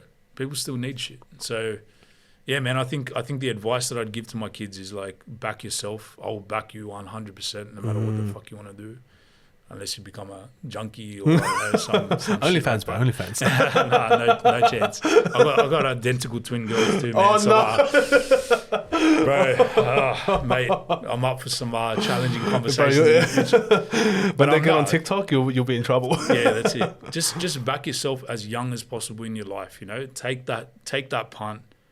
try something, even if you fall flat on your face. You know, with my daughters, I want them to try. I want them to fail. I'll let them fall, not too far, but I will let them fall. I'll catch them. I'll bring them back up again. Like, that's just the way it's going to be. You're going to be a great dad. Bro. It'll be awesome. It's the best, man. I love it. It's an absolute blessing, man. And just on that note, like, I never thought I would ever want to have kids. Obviously, being a DJ, going week to week, party fucking around. lifestyle. Yeah, bro. Like, all that stuff. You know, kids was the furthest thing from my mind. But what I can say as well, from a business lens, like, all of this hard work that you do as a business owner, before I had kids, I was just working my nuts off and like, just nice watches, nice cars, holidays, whatever. And it was cool, but I never really had like a purpose for it. Like, I never really knew exactly why I was doing it. As soon as I had kids, it was like, everything's for them. I get it. Like, everything's for them now, and like the motivation is totally different. Wow. So yeah, it's pretty cool, man. Wow, that's cool, bro. Yeah. Wow, must be blessed. I love that. Congratulations once again. Thanks, bro. Where do people find you on socials? You know, if they want to follow your personal or they want to follow Defiant, where do they find you? Yeah, so Jamie Kritharas. My name is a bit of a tongue twister. Yeah. But I was like, Greek name. Kritharas. Yeah. Jamie Kritharas on Instagram. Pretty much just pretty active there at the moment. And that's how you spell it, guys, all right? That's how you spell it. That is. And yeah, defiantdigital.com.au is our website if anyone wants to go check that out. And yeah, Defiant HQ on Instagram is our Instagram handle. But yeah, man, reach out. I'm happy talking strategy. I love this shit. You know, I live and breathe this stuff all the time. So yeah, if anyone's heard anything on this that they want to understand more about, I'm happy to chat about it. 100%. And as you guys know, like I actually very much enjoyed this conversation today with Jamie because, you know, he's actually proving and standing behind himself. Right. And a lot of agency owners, as people know, don't often have as much substance, if that makes sense, because most of those guys out there running agencies are doing it because they want to make money, which of course we all do. But at the same time, to develop the right industry and in-depth expert experience, it's quite difficult for a lot of people, and they don't actually have that level of depth. So it's really good to see that Jamie has it. If anyone wants to jump on and work with Defiant, just let him know that you came from the potty, came from 0.01, and he'll look after you best you can. But yeah, I mean, thank you for joining us on the episode, Jamie. It's been a fun one. And thanks me, bro, the gems that you dropped in this episode, if someone were to go and apply them in their business right now, even if they ran everything themselves, I guarantee they're going to see results, because everything you've said is stuff that we've applied as well, and it will work. And here's a note. I don't even work with Jamie. He's never been my agency. I just really respect his hustle and his knowledge and experience. So yeah, thank you guys for joining on this episode, and thank you very much, Jamie. Appreciate it, brother. Thank you. Till next time. I hope you have enjoyed that episode of 0.01. Make sure you subscribe to our YouTube channel and follow along on all our socials at 0.01 podcast to watch all of the shorts again. We release an episode every single week, and we hope you will join us as we continue to explore the minds of those who make up the 0.01%. Until next time, keep hustling. I'm your host, Alan Fu. I'll see you on the next episode.